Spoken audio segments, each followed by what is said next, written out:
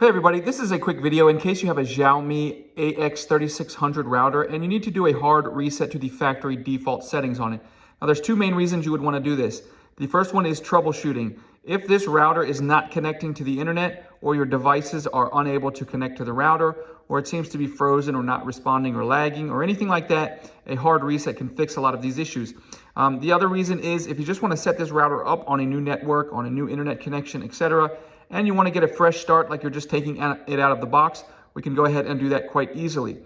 Now, you will need to set everything up again, obviously, because it will all be wiped off of it. All you need to do is your router needs to be on, and you have to let it fully boot up. And then once it's fully booted up and everything like that, we're just going to come in and find the reset button on the back, and you're just going to press and hold that reset button for about 5 seconds.